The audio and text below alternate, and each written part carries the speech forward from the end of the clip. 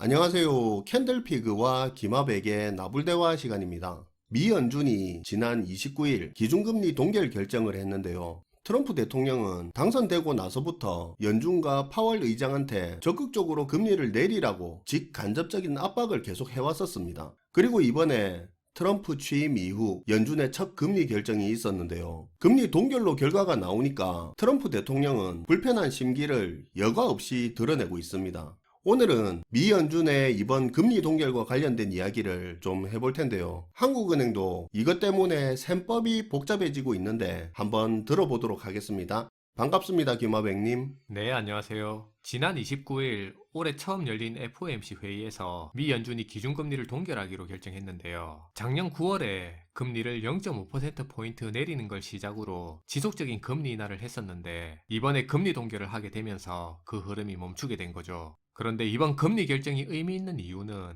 만장일치로 금리 동결이 이루어졌다는 겁니다. 기자회견에서 파월 연준 의장은 이런 얘기를 했는데요. 3월 금리 인하를 고려 중이냐는 기자의 질문에 파월은 금리 인하를 서두를 필요가 없다는 식으로 이야기를 했습니다. 그러면 금리 정책에 대한 흐름이 지금까지 한 것보다는 시간을 두고 금리 인하를 천천히 진행하겠다 그런 이야기입니까? 네, 상황을 봐가면서 천천히 하겠다는 의미인데 사실 이게 트럼프의 공개적인 금리 인하 압박에도 불구하고 통화 완화 속도 조절에 나서겠다고 한 거예요. 그런데 이런 결정에 또 가만히 있을 트럼프가 아닐 텐데요. 네, 가만히 있을 트럼프가 아니죠. 연준이 금리 동결을 결정한 지 몇 시간 만에 자신의 소셜 계정을 통해 연준과 파월 의장을 싸잡아서 비난을 했거든요. 트럼프는 연준과 파월이 인플레이션으로 인해 발생한 이 문제점들을 자기들 스스로 막지 못했다고 비판을 했습니다. 연준이 불붙인 인플레이션을 아직까지 해결을 못해서 금리를 못 내리고 있다. 그쵸. 그리고 연준의 결정을 끔찍한 결정이라고 표현을 했는데요. 연준이 은행 규제와 관련해 제대로 일을 하지 못했다면서 미국 재무부가 불필요한 규제를 없애고 모든 미국인과 미국 기업을 위한 대출을 풀 거라고 했습니다. 연준이 적극적으로 안 나서니까 연준의 권한을 우회해서 정부 차원에서 은행 규제를 풀어 돈을 풀겠다는 의도를 보인 거죠. 일단 트럼프는 금리 동결한 연준을 비판하면서 정부 차원에서 할 수 있는 금융 완화, 통화 완화 조치를 하겠다는 그런 입장이네요. 그러면 파월은 이번 금리 동결에 대해서 뭐라고 이야기하고 있습니까? 파월도 나름 입장이 있어요. 트럼프의 이런 공개적이고 강한 금리 인하 압박에도 불구하고 파월이 이번에 금리 동결 결정을 내린 이유는 뭐냐? 연준 의장 파월이 기자 간담회에서 한 발언 내용을 보면 트럼프 2기 행정부 출범 이후 관세, 이민, 재정정책 규제와 관련해서 어떤 일이 일어날지 알 수 없는 불확실한 상황이 이번 금리 동결의 배경이라는 식으로 이야기를 했는데요. 트럼프 정책 중에 가장 스포트라이트를 받는 관세나 이민 이런 거 딱 집어서 이런 것과 관련해 물가 상승 등 불확실성이 커져서 금리 동결을 했다고 하면서 어떻게 보면 사실상 금리 동결의 원인이 트럼프에게 있는 듯한 그런 뉘앙스의 말을 한 겁니다. 관세 인상도 미국 내 물가 상승에 영향을 줄 수 있는 정책이고 불법 이민자를 추방하는 문제도 추방하는 게 옳다 그르다 그 문제를 떠나서 어쨌든 불법 이민자의 상당수가 현재 미국 내 저소득 일자리에 많이 종사하면서 인건비 상승을 막는 역할을 하고 있는 것은 사실인데 이 사람들을 추방시키면 일손이 부족해지고 그래서 임금이 오르고 물가에 영향을 주는 건 어쩔 수 없잖아요. 맞아요. 말씀하신 것처럼 그러다 보니 파월이 트럼프 정책으로 인한 그런 불확실성을 언급하면서 금리 인하에 대해 속도 조절을 하겠다는 입장인 거죠. 그리고 트럼프의 미 연준 흔들기에 대한 지적에 대해서는 파월이 연준의 독립성을 지키겠다면서 강한 의지를 내비쳤습니다. 금리 내리라고 트럼프가 연준을 푸시해도 연준 자기들은 거기에 영향을 받지 않고 자기들이 판단한 대로 금리 정책을 펴나가겠다 이거죠. 이번 금리 결정은 트럼프하고 연준의 대치가 꽤 눈에 띄네요. 네. 이렇게 지금 미 연준과 파월이 인플레이션과 금리 정책을 문제로 서로 상대방 때문이라면서 현재로서는 강대강 대치 중인데요. 그런데 여기서 정작 문제는 이 이슈 때문에 비상이 걸린 게 한국 경제라는 겁니다. 이게 왜 그렇냐면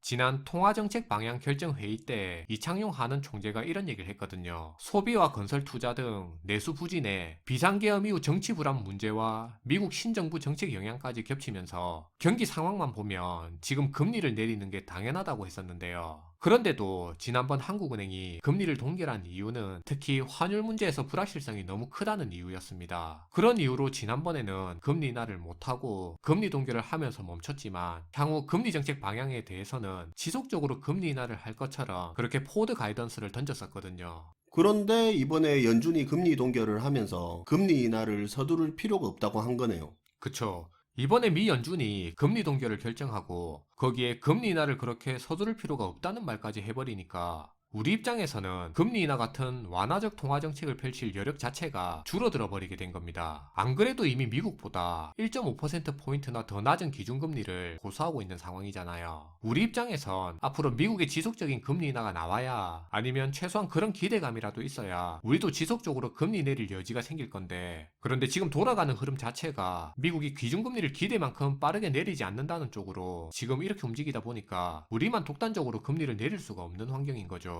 쉽게 말해 경기 침체는 갈수록 심각해지고 있는데 금리 인하 등으로 대응할 여력 자체가 지금 사라지고 있는 쪽으로 가고 있다는 겁니다. 지금 한국은행이 금리 인하에 목마른 가장 큰 이유가 여러분도 잘 아시다시피 내수부진 상황이 심각하다는 건데요. 근데 이게 그냥 내수부진이라고 표현을 하니까 다급함이 잘 안 느껴지는 것 같습니다. 좀 그런 게 있죠. 내수부진, 이게 뭐 급한 느낌은 아니죠. 네, 이게 단순한 소비 침체만의 문제가 아니라 까딱하면 금융위기로까지 이어질 수 있는 문제라서 한국은행이 이걸 굉장히 우려하고 있거든요. 그게 무슨 말입니까?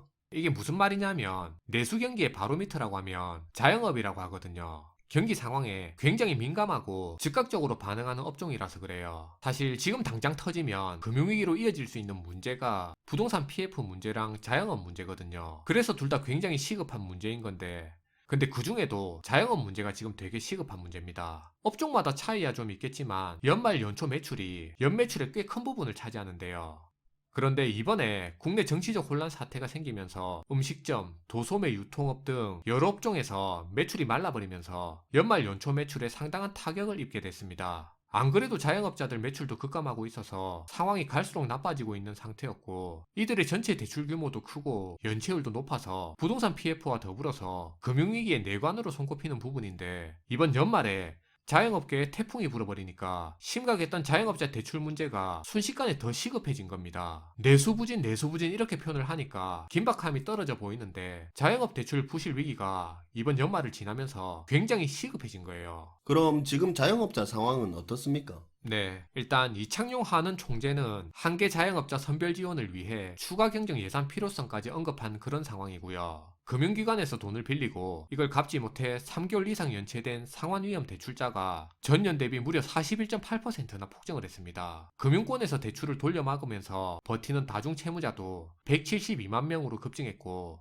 이게 전체 개인 사업자 대출자의 51%를 차지하고 있어요. 그리고 이들이 떠안고 있는 대출 규모만 689조 원에 이르고 있는 상태입니다. 실제 금융업계에서는 대출로 버텨온 자영업자들이 한계에 다다랐다는 목소리가 터져나오고 있는 상황이에요. 이미 자영업자 대출 부실이 금융권 리스크로 확산될 가능성이 굉장히 커진 상태고, 대출 회수 압박이 커질 시 자영업자 연쇄 도산, 금융기관 부실 확대 등 악순환이 사실상 예고된 상태입니다. 상황이 이런데 그나마 매출이 잘 나올 수 있는 연말 특수 시즌까지 완전히 사라졌다 보니까 자영업 상황이 안 그래도 나쁜데 순식간에 빠른 속도로 더 나빠진 겁니다. 그러니까 이게 내수부진이 심각하다는 이 말 속에 자영업자발 금융위기 가능성이 커졌다는 말이 포함되어 있는 거예요.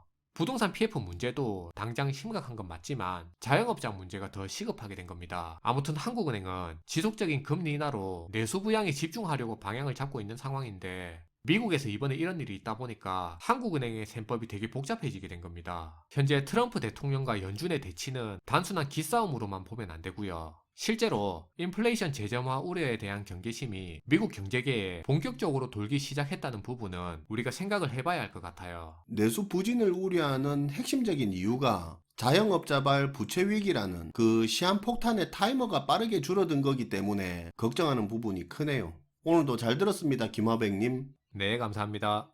황금 같은 긴 연휴를 보내고 나서 다시 일을 하려니 손에 안 잡히는 분들이 많을 텐데요. 그래도 화이팅 하시고 오늘도 의미 있는 하루 되셨으면 합니다. 시청해 주셔서 감사하고요. 지금까지 나불대화 시간이었습니다.